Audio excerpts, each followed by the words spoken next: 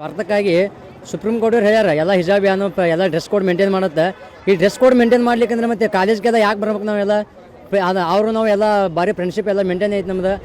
ಅದ್ರ ಸಲುವಾಗಿ ಏನೈತಿ ಅವ್ರು ಹಿಜಾಬ್ ಹಾಕೊಂಬಂದ್ರೆ ನಾವು ಕೇಸರಿ ಶಾಲೆ ಹಾಕೊಂಬರ್ಬೇಕಾಗತ್ತೆ. ಸೊ ಆ ಟೈಮಿಗೆ ಏನು ಹೇಳೋದು ನಾವಂದ್ರೆ ಅವರು ಈಗ ಕಾಲೇಜ್ ಕೋಡ್ ಏನಿರ್ತದಲ್ಲ ಡ್ರೆಸ್ ಕೋಡ್, ಸೊ ಅದನ್ನ ಹಾಕೊಂಡ್ಬರ್ತೀವಿ. ಅವ್ರ ನಮ್ಮ ಮಧ್ಯೆ ನಿಮ್ಮ ಬೇರೆ ಬೇಸ್ಕೊಳಕ್ಕೆ ನೀವು ಉಪ್ಪೆ ಕೆಲಸ ಮಾಡೋದು ಬಿಟ್ಬಿಟ್ರಿಂದ ಸುಪ್ರೀಂ ಕೋರ್ಟ್ ಏನು ಆಜ್ಞೆ ಹೊಡಿಸೈತಲ್ಲ ಅದನ್ನೇ ಮೇಂಟೈನ್ ಮಾಡ್ಬೇಕಂತ ಇಷ್ಟ ನಾವು ಹೇಳಿದ್ರಿ. ಈಗ ನಾವು ಎಲ್ಲರೂ ಕೂಡ ನಾವು ಹಿಂದೂ ಮುಸ್ಲಿಮ್ ಸ್ಟೂಡೆಂಟ್ಸ್ ಇದೇವ್ರಿ. ಈಗ ಹಿಂದೂನು ಒಂದ ಮುಸ್ಲಿಮ್ ಒಂದ ಎಲ್ಲರೂ ಕೂಡ ಸ್ಟೂಡೆಂಟ್ಸ್ ಅಂತ ಒಂದು ಇದು ಕೊಟ್ಟಾರಿ ನಮಗೆ. ಸ್ಟೂಡೆಂಟ್ಸ್ ಅಂದ್ರೆ ಅದಕ್ಕೆ ಡ್ರೆಸ್ ಕೋಡ್ ಅಂತ ಒಂದು ಇದು ಐತ್ರಿ.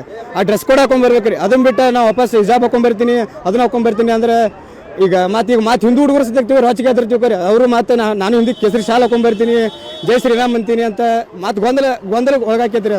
ಅದ್ರ ಸಂಬಂಧ ನಾವು ಈಗ ಡ್ರೆಸ್ ಕೋಡ್ ಕೊಟ್ಟಾರ ಡ್ರೆಸ್ ಕೋಡ್ ಹಾಕೊಂಡ್ಬರ್ಬೇಕು. ಅದನ್ನ ಬಿಟ್ಟು ಹಿಜಾಬ್ ಹಾಕೊಂಡ್ಬಂದ್ರೆ ಕೆಲಸ ಆಗಲ್ರಿ. ಅದು ಅಂದ್ರೆ ರದ್ದು ಮಾಡಿದ್ರೆ ಮತ್ತೆ ಸ್ಟೂಡೆಂಟ್ಗಳಿಗೆಲ್ಲ ಪ್ರಾಬ್ಲಮ್ ಆಗ್ತೈತಿ.